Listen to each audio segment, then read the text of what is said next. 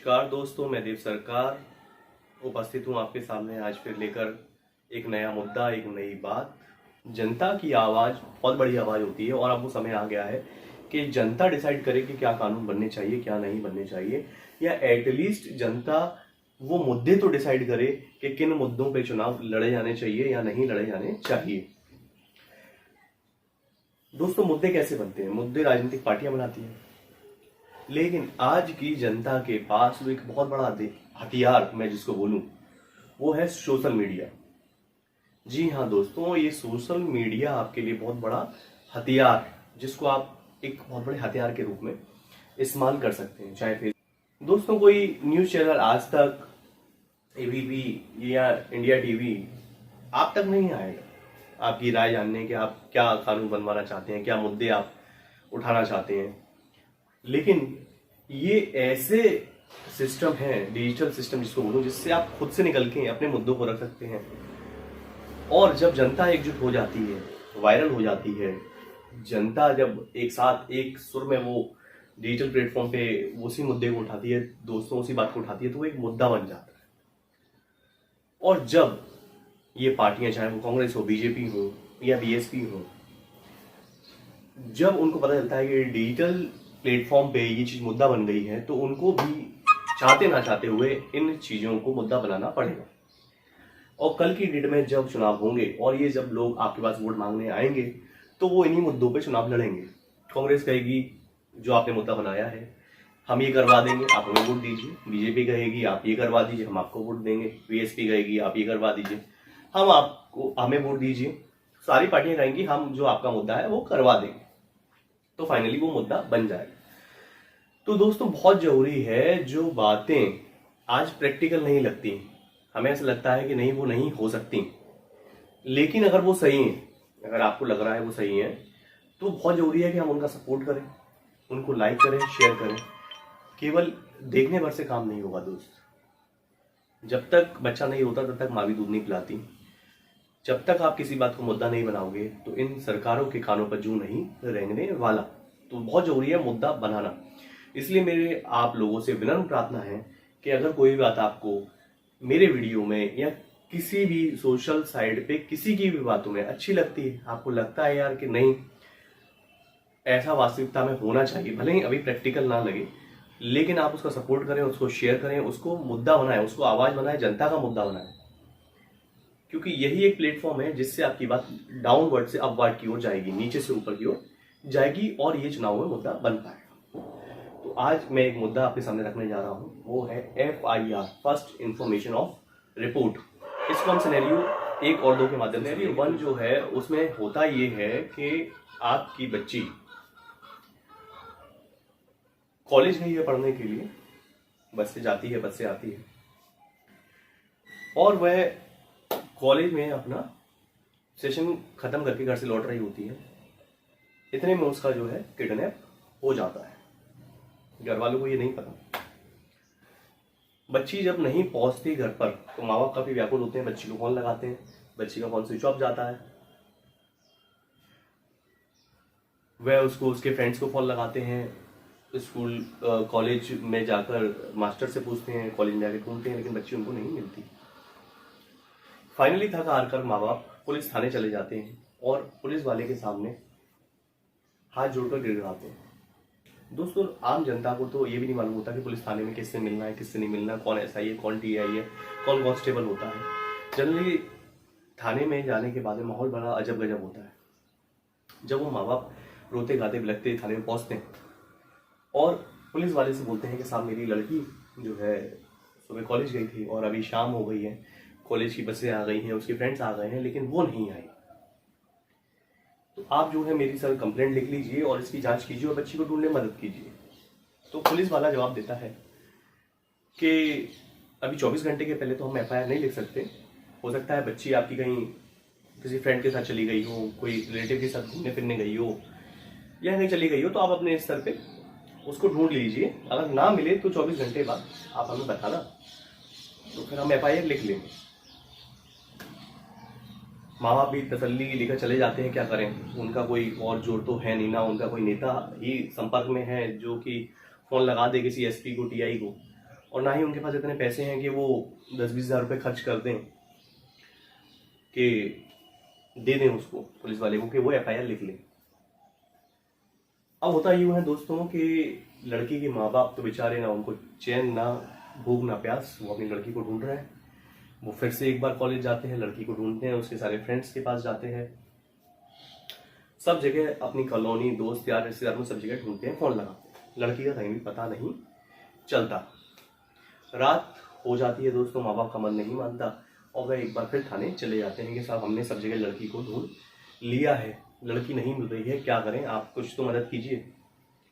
Police का टका सा जवाब मिलता है कि देखिए साहब अभी 24 घंटे हुए नहीं है, जवान लड़की है, हो सकता है किसी लड़के वड़के का चक्कर हो, आपने कभी नहीं गौर किया हो, कहीं चली गई हो घूमने फिरने, आ जाएगी, आप देख लीजिए, नहीं आती तो फिर हम कार्रवाई करेंगे ही ना, हम तो बैठे ही आपकी सेवा के लिए, कार्रवाई करेंगे, आप देख लीजिए। बेचारे माँ बाप, उनका पुलिस में कोई संपर्क नहीं होता किसी नेता से, अधिकारी से, जिससे वो फोन करवा दें SP को, TI को, उनको वापस जाना पड़ता है, घर चले जाते हैं। माँ बाप को रात भर नींद नहीं आती, कहाँ गई बच्ची। दूसरे दिन सुबह होती है, फिर माँ बाप ढूंढते हैं, फिर वही प्रक्रिया पूरी दोहराते हैं, लेकिन बच्ची का इस बार भी पता नहीं चलता। फिर वो थाने पहुंचते हैं कि साहब देख लो, कर लो कुछ। अरे पुलिस वाले का जवाब होता है कि अरे देख लो, कोई दिक्कत नहीं है, आजकल जवान लड़के बच्चे बच्चियां हैं और माहौल ऐसा चल रहा है, किसी लड़के वड़के के साथ चली गई होगी, आ जाएगी 2-4 दिन में, कहीं घूमने फिरने चली गई होगी, देख लो, पता करो। नहीं, माँ बाप कहते हैं नहीं साहब हमारी लड़की इस टाइप की नहीं है, उसका कोई ऐसा दोस्त या बॉयफ्रेंड वगैरह का चक्कर नहीं है, वो कॉलेज जाती थी, कॉलेज से सीधे घर आती थी। लेकिन पुलिस वाला उसकी बात नहीं सुनता और फिर उनको समझा बुझा के घर भेज देता है। ऐसे करते करते दोस्तों 2-3 दिन निकल जाते हैं। अब घर वालों से बिल्कुल सहा नहीं जाता, वो फेसबुक, मीडिया, यूट्यूब पे भी मदद के लिए जाते हैं जहां उनको लगता है, क्योंकि गरीब आदमी है, कोई नेता तो संपर्क में है नहीं, फेसबुक वगैरह, वीडियो वगैरह ही एक आसान माध्यम है परिवार की आजकल हेल्प का। जैसे ही उनका वीडियो वगैरह वायरल होता है तो कुछ मीडिया चैनल्स भी पुलिस थाने आ जाते हैं और कहते हैं कि साहब ये बच्ची गायब है, आप इनकी कंप्लेंट क्यों नहीं लेते। तो जैसे ही माहौल थोड़ा गर्म होता है, पुलिस वालों को समझ में आ जाता है अब दिक्कत होने वाली है, तो वो उनकी कंप्लेंट लिख लेते हैं, FIR डाल देते हैं। और आपकी पावर, ये सोशल साइट्स की पावर की वजह से बच्ची की ढूंढने की कार्रवाई भी शुरू हो जाती है। ऐसा करते करते दोस्तों 6-7 दिन निकल चुके हैं, बच्ची का कहीं कोई पता नहीं है। अगर ये FIR शुरुआत में ही लिख ली गई होती तो हो सकता है बच्ची का सही समय पर पता चल जाता, पर क्योंकि FIR ही 3 से 4 दिन बाद लिखी गई, इसलिए बच्ची का अभी तक कुछ पता नहीं चला। और जो किडनैपर थे वह बच्चे को कहीं सुनसान जगह पर जाकर के ले जा करके उसका रेप कर देते हैं और उसका मर्डर करके उसकी लाश को कहीं नली में डाल देते हैं। दोस्तों 10 से 15 दिन बाद पुलिस जब छानबीन कर रही होती है तो उनको किसी डेड बॉडी की खबर मिलती है। माँ बाप को पोस्टमार्टम वाले हॉस्पिटल में बुलाया जाता है तो माँ बाप शनाख्त करते हैं, हाँ ये तो हमारी बच्ची ही है। तो देखा दोस्तों आपने, फर्स्ट इंफॉर्मेशन ऑफ रिपोर्ट में देरी होने से इस माँ बाप के साथ क्या हुआ, और यही होता आ रहा है दोस्तों। चाहे आप हाथरस का कांड ले लें, चाहे आप निकिता की बात कर लें, दोनों ही केसों में पुलिस के पास गए थे माँ बाप, पुलिस ने उचित समय पर कार्रवाई नहीं करी।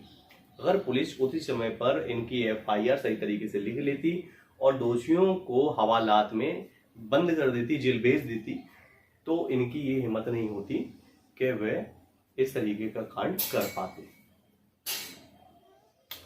तो ये तो हुई दोस्तों एक जनरल बात जो कि होती है सिनेरियो 1 में देखा। अब मैं आपको बताता हूँ सिनेरियो 2, जिसमें अगर पुलिस FIR ना लिखे, लड़की कॉलेज जाती है जैसे उस दिन गई थी और फिर वो लड़की का किडनैप हो जाता है।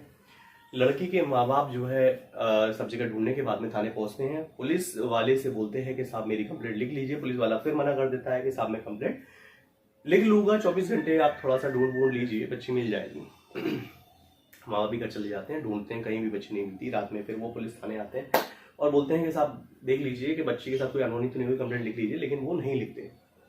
अब इस सिनेरियो में क्या होता है दोस्तों, FIR थाने में लिखवाने की जगह वो माँ बाप एक फैसिलिटी और होती है यहाँ पर कि मेल के द्वारा भी वो अपनी एफआईआर लिखवा सकते हैं।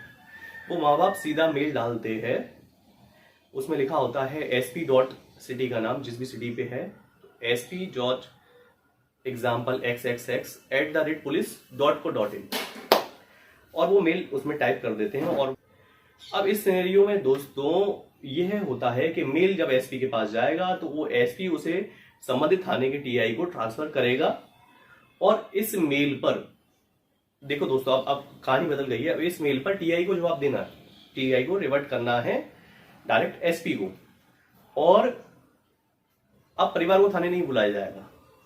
जब ये मिल जाएगा तो इसका ये सिस्टम है कि अब टीआई को ही पीड़ित के घर जाना है, तो टीआई पीड़ित के घर जाता है। अगर वो पीड़ित की समस्या को सुलझा देता है और पीड़ित संतुष्ट हो जाता है, उस मेल पर अगर वो रिमिट दे देता है कि हाँ मैं संतुष्ट हूँ, पुलिस वाले ढूंढ लेते मेरी बच्ची मिल गई है, तो एफआईआर लिखने की टीआई को जरूरत नहीं है। लेकिन अगर परिवार वाले उस मेल पर रिवर्ट नहीं डालते जो उन्होंने एसपी को डाला है और जो टीआई को गया है, अब टीआई को चाहिए रिवर्ट उन परिवार वालों से, वो रिवर्ट नहीं डालते कि हम संतुष्ट नहीं है, तो इस कंडीशन में टीआई के पास दो ऑप्शन है, या तो वो परिवार को संतुष्ट करे या फिर वो उनकी एफआईआर काटे। अगर वो एफआईआर नहीं काटता है, उसके पास 24 घंटे का टैट होता है, अगर वो एफआईआर नहीं काटता है तो उस टीआई को 1 साल के लिए सस्पेंड कर दिया जाता है और उस एसआई को भी 1 साल के लिए सस्पेंड कर दिया जाता है।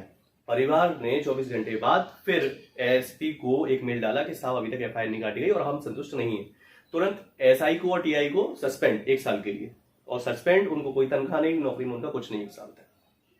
अब एसपी के पास में केवल 5 घंटे का समय है दोस्तों, कि वो 5 घंटे में इस परिवार के पास जाए, खुद एसपी जाए, मिले और उनसे उनकी समस्या समझे, और अगर परिवार वाले संतुष्ट ना होते तो एफआईआर करके कार्रवाई करे। अब दोस्तों यहां पर एसपी भी हमारा कार्रवाई नहीं करता, उसने भी एफआईआर नहीं लिखी दोस्तों। तो क्या होता है दोस्तों, उस मेल के जाने के बाद में, मतलब एसपी पे जो सेकंड एस्केलेशन गया है, उस मेल के जाने के बाद में 24 घंटे के अंदर उस परिवार की एफआईआर नहीं लिखी और वो संतुष्ट भी नहीं है, तो एसपी को भी सस्पेंड कर दिया जाता है 1 साल के लिए। एसपी भी सस्पेंड दोस्तों। और अब इस सिस्टम में ये ऑटोमेटेड होता है कि अगर एसपी सस्पेंड हो जाता है, उसकी एफआईआर नहीं लिखी गई, तो ऑटोमेटिक उसकी एफआईआर लिखी जाएगी और संबंधित थाने के पास में जो क्षेत्र आता है उसका टीआई अब उस बेस पे काम करेगा। पहले सिनेरियो में पीड़ित परिवार की एफआईआर नहीं लिखी गई थी, और लिखी भी गई तो काफी देर से लिखी गई। यहां पर जबकि 24 घंटे के बाद दूसरे दिन परिवार की एफआईआर ऑटोमेटेड लिख गई, और एसपी, एसआई और टीआई और एसपी दोनों सस्पेंड हो गए, 1 साल के लिए गए, उनको खत्म, 1 साल कुछ नहीं कर सकते। अगर आपको मेरी बात अच्छी लगी, मैंने एफआईआर के 2 तरीके बताए, एक तरीका जो अभी सिस्टम में है 2020 में जो भी चल रहा है, और एक तरीका जो आप ला सकते हैं, जो अभी है नहीं और आप ला सकते हैं, लेकिन उसके लिए आवाज उठानी पड़ेगी दोस्तों। आपके पास तरीका भी है और मुद्दा भी।